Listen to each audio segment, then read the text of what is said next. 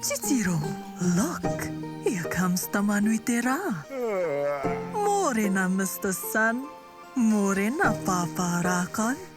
Kia ora, my name is Kōkā. Here in the forest with me live 5 Patupaiarehe. Let's meet them.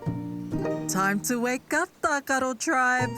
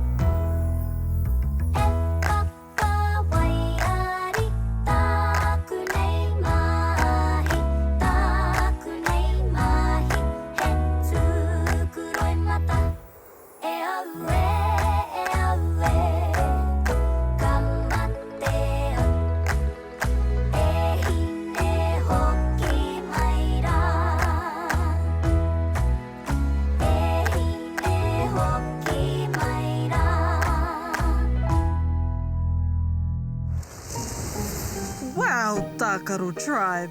You are also great at playing Tikiti-Tokiti. Tikiti-Tokiti is one of my favourite games. I just love doing it and singing ēpapa. ētahi. Me too. Would you all like to sing it again while doing your Tikiti-Tokiti moves? Anna.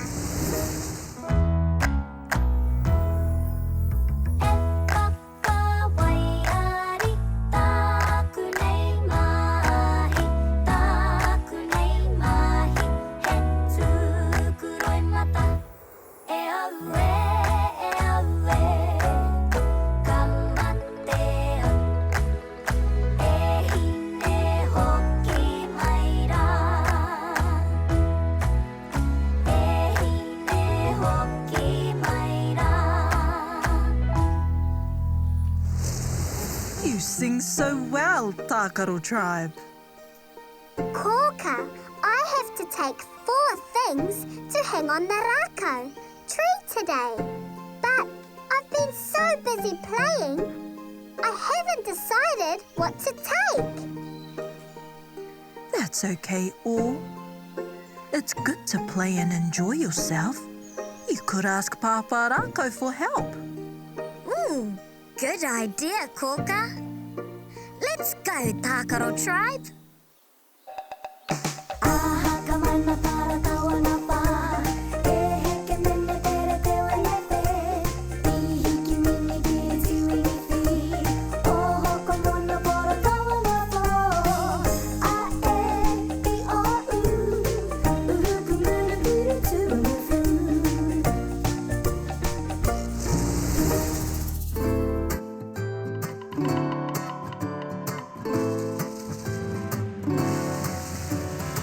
Amariki mā, noho mai ki aku kakiaka, whakarongo mai ki ngā kōrero o te ao marama. Aue. Tākaro Tribe, you've arrived. Kia ora, Pāpā Rākau. Pāpā Rākau, we have to take 4 things to camp. But we've been having so much fun, we haven't decided what to take. 4 things to hang on the tree and camp.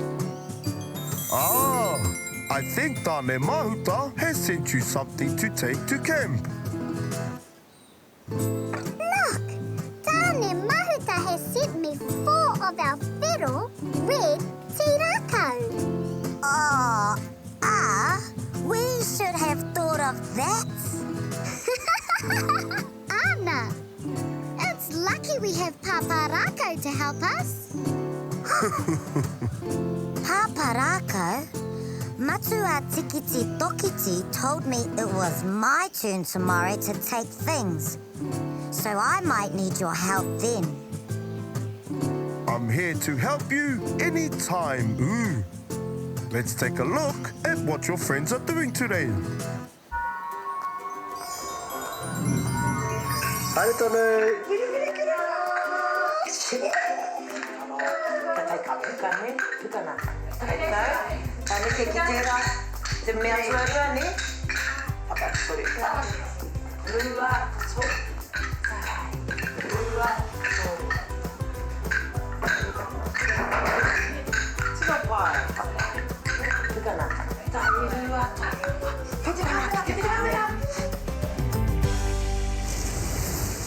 But now, it's time to go to camp. Small problem, Pāpā Rākau. How do we get there? Pooh will take you. Yay!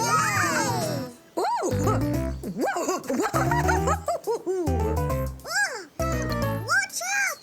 Out of the way! Sorry, my friends. The wind was a bit too strong. All aboard Tākaro Tribe. Kia pai te rā. Remember to visit Kōkā on your way home.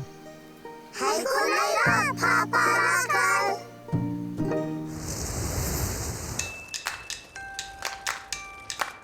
Look down, Tākaro Tribe.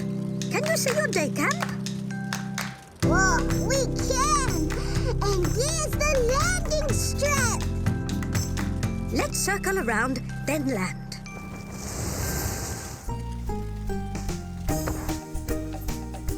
Kia ora, Ngāti Tākaro! Kia ora, koutou! Time to come inside, everyone! Ooh, perhaps you would like to do our opening karakia.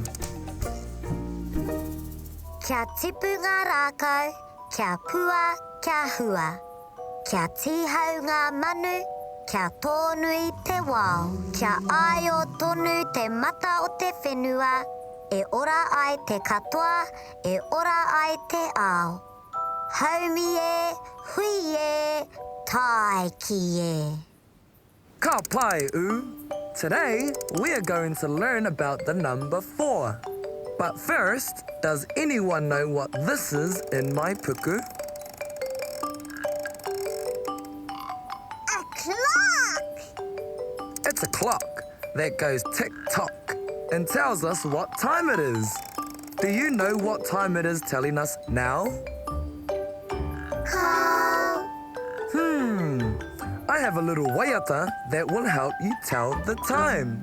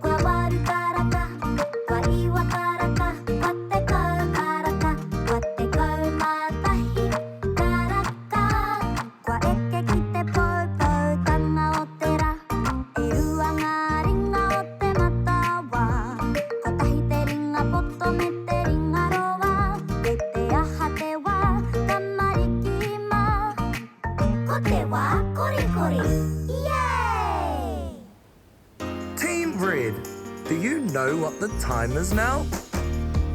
It's whakaraka, 4 o'clock. That's right, it's 4 o'clock. I chose that time because today we are learning all about the number 4. Yay! Group Red, what 4 items did you bring to hang on the tree today? We brought 4 fiddle, red tirako to hang on the tree. Kotahi, 1, e rua, 2, e toru, 3, e whā, 4. Well done, Group Red. You brought 4 red tirako. It's time to sing our waiata all about number 4. Mahi, rua,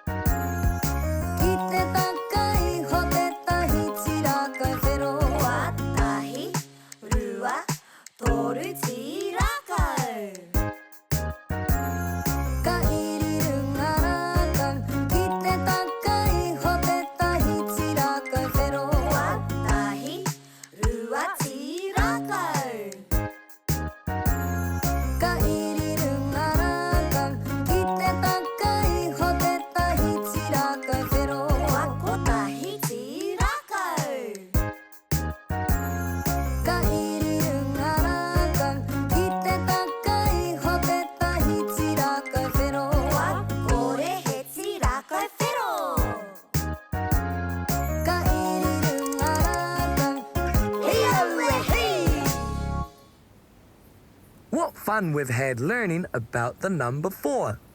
But now it's time for our home karakia. Angi angi hauraro, māta he hengi mai. E hoka ai ki runga, ka huri, ka whai. I te aratika ki te kāinga, ka hoki haumaru ai. Haumi e, hui e, tai ki e. Kia ora tamariki mā, noho mai ki tōku taha, noho mai ki tō Kōkā taha, tihei Māori ora. Kia ora Tākaro Tribe. Kia ora, Kōkā. What did you learn today in day camp? We learnt about the number 4. Would you like to learn to spell the word fa, for? Ai!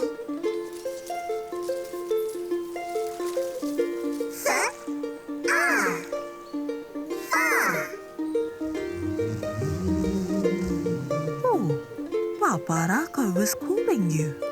See ya, Kōkā. Kia ora no Tākaro Tribe. Have you had a good day today? Oh, ai, Pāpā Rākau. Ka mau ke te wehi. Let's take a look at what you did today. First, you played Tikiti-Tokiti.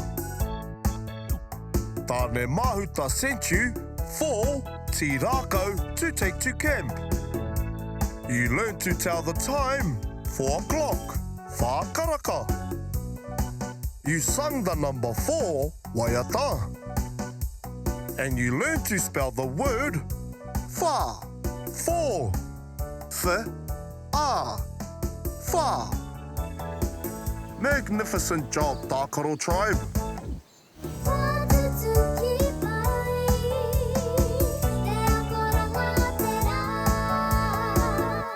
What a fun day, Tākaro Tribe. Time to say goodnight. Po Māori e. Good night, Tākaro Tribe. Oroia tō mata, parai he hia o niho. Kuhuna o kakamoe po Māori e kuhu ki te moinga, takoto iho ki raro.